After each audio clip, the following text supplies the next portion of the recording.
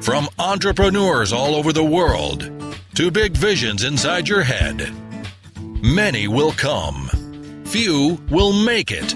The ones left standing will be the ones that did not give up, that did not give in, and that did find a way. This is Reality Show Austin. There are 3 steps that we use in the art of storytelling, and that is awareness, challenge, and choose. Having awareness of the patterns that we have enable us to take responsibility for those patterns. When we take responsibility for them, it gives us the opportunity to assess what are my behaviors, how am I contributing to this myself. And by taking ownership, it reprograms the mind to see something different. If we're willing to see something different, it gives us the ability to make change. If we don't believe that we can see something different, we're going to be stuck in this pattern for a long time. So being open, being willing to take responsibility is really critical in the awareness phase. Step 2 is the challenge. I like to think of it as holding it and analyzing it. What is it about this story that's true for me? What mindsets do I have around this that's creating my behaviors? And it's really important for us to ask ourselves, is this really true? Your life's experiences have led you to believe what you believe about this scenario, but is it really true? Is it what you really want? Do you want a different result? And if so, how do we want to change the result? That leads us to step 3, which is the choose section. If we're going to rewrite our story, if we're going to be the architect of our life or the screenwriter of our own movie, how is this movie going to play out? Do you want to live alone and have no money and have life be hard? Is that going to be your story? Or do you want to have a full life? Do you want to have a life of happiness and joy and abundance and gratitude? How do you want your story to play out? This is my flagship program. This is a program that's been in development since I was a psychology student, senior year in college, learning about conditioning, learning about mindsets, learning about beliefs and the impact that they have on our life. When I started into my first career as a financial planner, it was the key ingredient to my success. Understanding stories, understanding where they come from, and understanding the impact that they have in every part of our life. This program is the reason I had the monetary success I've had in my life. It's the reason I've had the success that I've had within my marriage and as a parent. To me, and my family, this is the holy grail in life.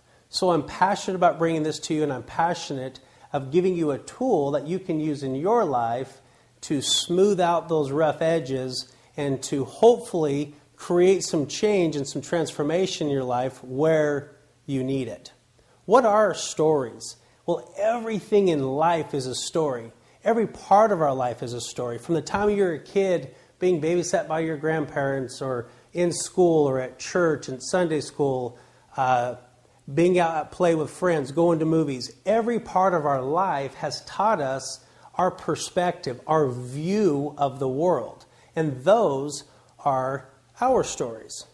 So just like in college, as a psychology student, we learned from Pavlov that all learning has been conditioned. Everything that we know from birth to our current state is our truths, our beliefs and our values and our ideals in life all come from our experiences. Our minds are much like a computer. Whatever version of software we have, that's the capacity of the computer. Our experience is what we know. But just like a computer, it can be updated. We can have a new perspective. We can have expansion and growth based upon what we know and understand. There's a life model that's a key ingredient to this, and that's our mindsets lead to our behaviors, and our behaviors lead to our results. Let's share an example around money. I love money because it brings out so much emotion in people. I spent 17 years as a financial planner, and I literally saw and heard every mindset and emotion around money. One of them, of course, is Money's the root of all evil. Money doesn't grow on trees. I've heard people say that the poorhouse is right around the corner. And more abundant people believe that money is everywhere. It's an energy and it's abundant and it's infinite. So the question is, which mindset or which story is true? Because we all have our story and relationship toward money. Those of you who have relationships with money or negative stories around money, pay attention, because this is going to be your first nugget. We can change that story to something new. Remember the motto, new story, new life.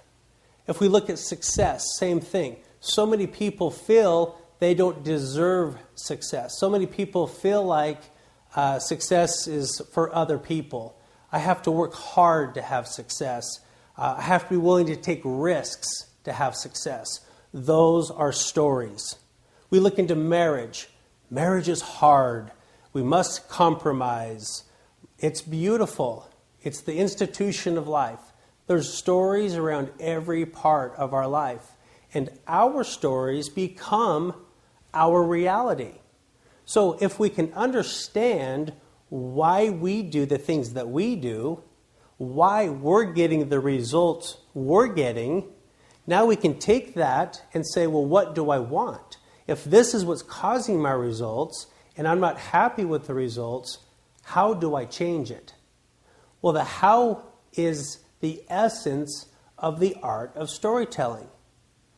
We can have awareness of the patterns we have in life that we no longer want. And we can change those patterns. Too often, people try to change behavior to get new results, and that goes against the life model, which is mindsets, behavior, results. Just changing behaviors around money or marriage or success or whatever the case might be doesn't give us lasting results. They're temporary at best. We must find out what led to the behavior. So the question becomes, how do we really implement the art of storytelling in our life? Well, step one is recognition, or what I call awareness. Having an awareness of patterns in your life, any area in your life where you're not getting the results that you want. They can be changed. Remember, all of our perspective is just perspective. It's all perception. It's all fabricated. There's no real truth to what we believe. Let's go back briefly to stories around money. You might believe that money's hard. I might believe that money's easy. Which is true? Well, the point I really want to make is what's happening. If I believe money is easy, what are my results with money? Exactly right. It's easy. What result do you want? If money is hard for you to obtain, if it doesn't grow on trees and you have to work your ass off to get money, then what's going to be your result? What's your behaviors? What's your result? It's going to be hard. Do you want money to be hard? I don't think that most people do. If you do, that's great for you. There's nothing wrong with that. That's your truth. That's your story. That's not what I want for me. We can relate that to any other part of our life. In sales, making phone calls, is it hard or is it easy? As a young insurance agent, I had just graduated in psychology with an emphasis on human behavior. I am a nut for human behavior. I remember going into my first training at Northwestern Mutual Financial Network, and all they talked about was how hard the insurance business was. All they talked about was how difficult phoning was. After my third or fourth sales meeting that I went to, where we had to report our numbers, I found it fascinating how all of the older guys despised phoning. Their reporting their activities were terrible. They hated to phone, thus the rest of the results reflected that. So as a new agent, I thought to myself, here's a learning opportunity. Here's my challenge and choose moment. How can I change my story to get me a different result? I decided to make phoning my little pet project. Again, an excitable, I know everything in the world, just graduated with my bachelor's in psychology. Of course, I knew everything. But I decided I'm going to get a different result with phoning because it's obvious it's going to be important to my business, and it was very apparent to me that everyone I worked around hated it. They hated it. I could not become that. I had to make it fun. So I changed my story around phoning. It's going to be the way I meet all of my clients. It's going to be the way I get to live my dreams. If I want to have vacations and spend time with my family, have all of the fun things that life can bring me, that was going to happen because I was first and foremost good on the phone. So the art of storytelling is, let's make it big. I am going to be the best phoner the company has ever seen. People are going to pay me to teach them how to use the phone. That's the art of storytelling. We take a perspective and we change it. We change it to the perspective that we truly want. Just like I gave with money. Phoning for me as a young insurance agent was simple. And it wasn't just simple, it was fun. Imagine by me turning it into a game, making it an enjoyable process versus a torture process, what do you imagine my results were in my insurance business as a new agent? Well, you're right. I was awesome. I had tons of success. I outperformed my peers, and I attribute all of it to the attitude change I had with phoning. As a matter of fact, I changed that same attitude toward meeting people. I changed my perception around many areas of the sales cycle because it worked for me with phoning. When people would say to me, Chad, what are you doing? I didn't really know how to describe it. It was just me changing my perspective to get a better result or a different result, my desired result. So I was able to make change in my business. I was able to make change within my marriage. I was able to make change with me as a parent. I felt like I found the secret to life, or at least that's what I told myself. This is the art of storytelling. The art of storytelling is going to teach us to assess our life. Where are we getting results that we want, and where are we getting results we no longer want? The first step is awareness. So get a pencil, get a pen, and I would like you to write down a behavior, a pattern in your life, or a belief that you no longer want. I recently was working with a company, and one of the young sales reps raised his hand and said, I'd like to share with you my mindset that I'd like to change. And it was around phoning. I said, what is your story around phoning? I feel like I bug people. I feel like I'm a nuisance. I get a lot of people hang up on me. They act bugged. It was negative for him. He hated it, and he, as a new agent, recognized this was an important part of his business. I said, okay, is that true? So step 2 is challenge it. After we have the awareness of what we no longer want, step 2 is let's challenge it. Let's hold it in our hand. Let's analyze it. Is this true? When I asked him, is it true that you bug people? Is it true that you're a nuisance? He said, well, it's been true for me. And I said, bingo. It's your belief. If you believe it, imagine how you act on the phone. So we got the rest of the group involved, and I said, let's all give a description of what he must sound like on the phone when he knows that he's bugging people, he knows that he's a nuisance, and he's ineffective. So everyone kind of spotted off, different behaviors he must have had in order to get those kind of results. So challenging it. What is true for you? I asked other people in the group, is this true for you? Handful of people said yes, but a lot of people said no. So I said, okay, those of you who it's not true for, what is true for you? One guy said, phoning is easy. Phoning is fun for me. I love using the phone because it gives me the opportunity of getting in front of clients. It gives me the opportunity to do what I do and make the money I want to make and to help others. So I looked at the young agent and I said, okay, we're in this challenge phase.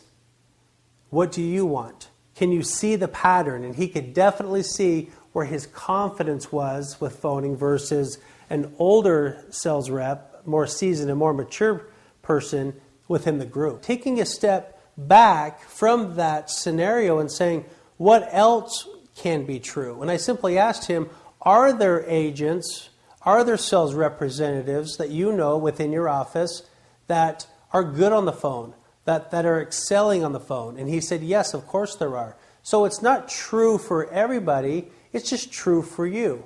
If you were to change your perspective to change the results, what would the perspective be? What would your belief be? What can be an alternative to what you currently believe? So we worked on it together. So you at home, I want you to write down with your mindset, with your pattern that you want to change, what's a different perspective? Let's take the art of storytelling and let's make it into something much better. Everyone I met as a young agent hated using the phone, much like this young sales rep. I don't think I was very fond of it in the beginning, but I was still pretty new at it. But I saw such huge energy from everyone around me around using the phone that I decided I'm going to make this into something fun. I'm going to change my perspective before I turn into the person who hates doing it. My perspective was, I have big dreams in my business. I want to go far. I want to make a lot of money. I want to see the world. I want to be able to spend time with my family, have all of the toys that money can buy. And I'm not going to be able to have any of those things if I don't get good on the phone. So my perspective, my shift was, phoning is fun. Phoning is going to be the key to my success. Phoning is going to give me more opportunity than I ever dreamed possible. Imagine those results. Imagine the results I had believing that phoning was fun. As a matter of fact, I remember writing down as a first-year agent, I'm going to be so good on the phone that one day people are going to hire me to teach them how to be effective on the phone themselves. That takes us to the third phase of, okay, let's choose something different. Is it also possible, or is it also true, that you could be very effective on the phone, that people want you to call them because they need what you're selling? Is it possible that through phoning, all of your dreams will come true as a salesperson? He said yes. So choose now what you want. Write down exactly what your new belief is around the phone. So we took the time to script out exactly how he wanted to view phoning going forward. New story, new life. It's very critical and it's very important to understand we don't change behaviors to get new results. This young agent shared with me after the workshop that he had tried so many times to change his language. He tried doing a number of things. He read a phoning book and did all of the things that this self-help book taught him to do with phoning, but his results kept defaulting back to what the belief was, which was he's still bugging people. Doesn't matter how effective we are with our language, if our attitude is we're going to be ineffective, that's going to be the result. The essence of the art of storytelling is that we are essentially the architect of our life. We are the screenwriter of our own play or our own movie. What do we really want to have? What's the results that we really want? If we understand why we do the things we do, and if we understand why we're getting the results we're getting, we can shift them. New story, new life. Awareness, challenge, and choose. From entrepreneurs all over the world to big visions inside your head, many will come. Few will make it. The ones left standing will be the ones that did not give up, that did not give in, and that did find a way. This is Reality Show Austin.